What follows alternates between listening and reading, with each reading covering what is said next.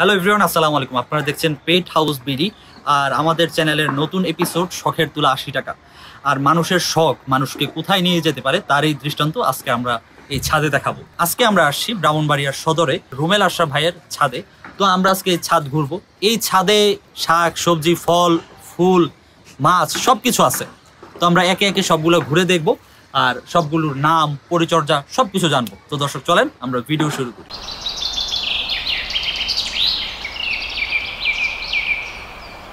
তো রুমেল ভাইয়া কেমন আছেন? তো এই যে এত ব্যস্ততার মধ্যে আপনি গাছ ফুল পরে মাছ এক ছাদের নিচে এত কিছুর যত্ন কিভাবে করতেছে? আসলে এটা একটা ভালোবাসা থাকলে আপনার সবকিছু হয়ে যায়। আর এটা তো একটা প্রকৃতির অংশ। পাখি যেমন প্রকৃতির অংশ, এই গাছ মাছ এটা কিন্তু প্রকৃতির অংশ। তো আমার মনে হয় যে সবারই অল্প করে হলেও করা উচিত। তো সবগুলোকে টেক কেয়ার করতে কিরকম প্যারা নিতে হয়? না, খুব বেশি একটা পেরা যে লাগে তা না, আর এখানে কোয়ান্টিটি যে খুব বেশি তা না। আপনি যদি একটু চেষ্টা করেন তাহলে সবকিছুই সুন্দর করে ম্যানেজ করা যায়। আরেকটা জিনিস হলো যে আপনি যখন পাখি আর গাছ একসাথে করবেন বা মাছ একসাথে করবেন, একটার সাথে কানেক্টেড। আপনি ধরেন যে মাছের যে পানিটা এটা আপনি গাছে দিতে পারবেন, পাখির যে বিষটাটা এটা আপনি গাছে দিতে পারবেন, মানে এটা খুব কানেক্টেড। কি কি গাছ আছে যদি আমাদেরকে একটা একটা করে যদি একটু দেখান। এখানে এডিনিয়ামের অনেকগুলো কালেকশন আছে। এই থাই ভ্যারাইটির কিছু এডিনিয়াম আছে। তারপরে এখানে আপনার মেহেদি গাছ আছে, টগর আছে, শিউলি আছে, পরবরি আছে, মানে অল্প অল্প করে সবগুলাই রাখার চেষ্টা আর কি। মানে এখানে বেগুন ছিল, অনেক বেগুনে খাওয়া হয়েছে। এখানে ফুল গাছ আছে। কি কি ফুল গাছ আছে এখানে? এখানে আপনার যে অপরাজিতা আছে, তারপরে কাটা মুকুট আছে, তারপরে এই পাশে এই যে এদিকে কুঞ্জলতা আছে, তারপরে কিছু লিলি আছে, এটা আপনার ওয়াটার লিলি টাইপের, শাপলা হয়। তারপরে এখানে এটা একটু এই যে অ্যালমন্ডা আছে, এটা ফুল ধরা মাত্র শুরু হয়েছে। এটা কি সবসময় ফুল ধরে না? এটা বছরের ৮ মাস ফুল আসে, ৭ থেকে ৮ মাস।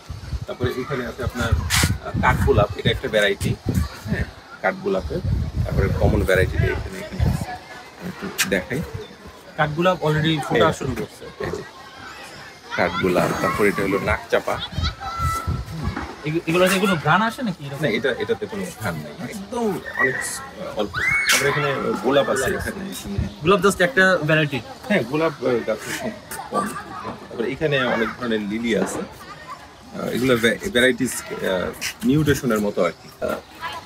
কাটা মুকুট আছে, এই যে এখানে অনেকগুলো ভ্যারাইটির কাটা মুকুট, কালার আর কি, লাল।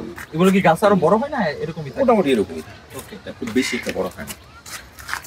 তারপরে এখানে জবা আছে, এই যে এখানে এই যে একটা পিঙ্ক কালারের জবা, সুন্দর। এই যে এখানে রঙ্গন আছে, রঙ্গন, তারপরে রেন লিলি, তারপরে এই যে বেলি। আপনি তো পাখিও পালেন, হ্যাঁ, তো আপনার এই গাছ বা ফুল থেকে কি পাখিদের কোনো কিছু দেওয়া হয় কি? এই যে আমি আপনার পাখির জন্য সবজি করি, আমার এখানে সবজির একটা সেগমেন্ট আছে।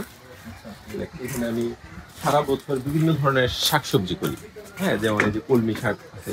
একদিকে কলমি শাকের একটা সুবিধা হলো আপনি কেটে খাওয়াবেন, আবার নতুন করে কুশি বের হবে, আবার আপনি খাওয়াতে পারবেন।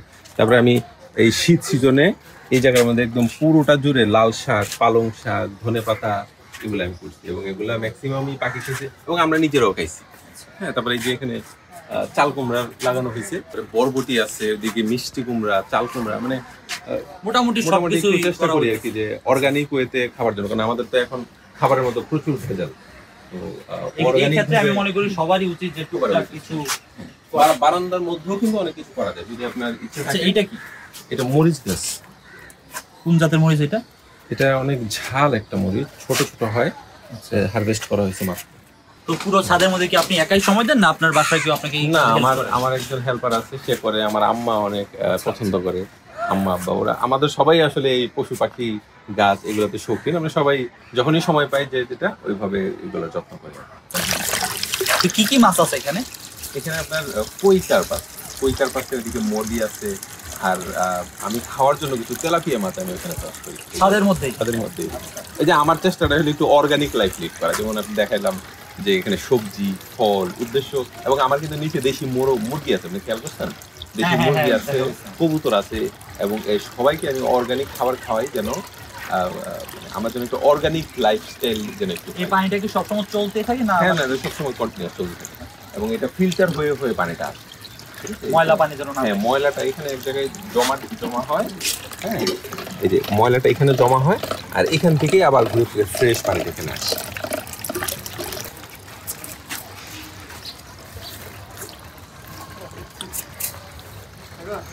মাছ কি এখানে সেফ, কোনো পাখি টাকি খায় না এরকম? না এরকম আসলে আমি দেখি নাই সেইটি আছে তার মানে দর্শক, শখের আসলে কোনো কমতি নেই। মানুষের শখ মানুষকে কোথায় নিয়ে যায় এটা আসলে বলা মুশকিল। তো ভাইয়া, কেউ যদি ছাদ বাগান করতে চায় তাহলে তার কি কি বিষয় মাথায় রাখা উচিত? ছাদ বাগান মানে গাছ করা আসলে খুবই সহজ মানে আপনি একটু আদর্শ মাটি যদি নেন যে কোনো মাটির সাথে অল্প কিছু গোবর সার কিছু কোকোপিট মিক্স করে আপনি যে কোনো ধরনের গাছই করতে পারেন তবে আমি সবচেয়ে বেশি মানুষকে রিকমেন্ড করি কিন্তু সবজি করা কারণ সবজিটা করলে আপনি নিজের জন্য আপনি খেতে পারবেন ফুল গাছ অন্যান্য ফলের গাছ সব গাছই তো করা যায় সহজে এই ছাদের মধ্যে আর কি কি করার ইচ্ছা আছে সামনে? ছাদের মধ্যে আমি একটা পাখির কলোনি করব আর এখানে আমি আমার চিন্তা হলো ম্যান্ডারিন হাঁস করব আর ময়ূর পালবো বাহ, হ্যাঁ, এবং ওটা পুরোটা নেটিং করে এখানে মানে মাছও থাকবে পাখিও থাকবে হাঁস থাকবে, গাছও থাকবে ময়ূর হাঁস থাকবে। সব কিছু হয়ে যাবে বিশাল আয়োজন। তো দর্শক, আমরা হয়তো সেই সেট আপ হলে আমরা আবারও আসবো। আজ এ পর্যন্তই, দেখা হবে অন্য কোনো ভিডিওতে। সবাই ভালো থাকবেন, সুস্থ থাকবেন, আল্লাহ হাফেজ।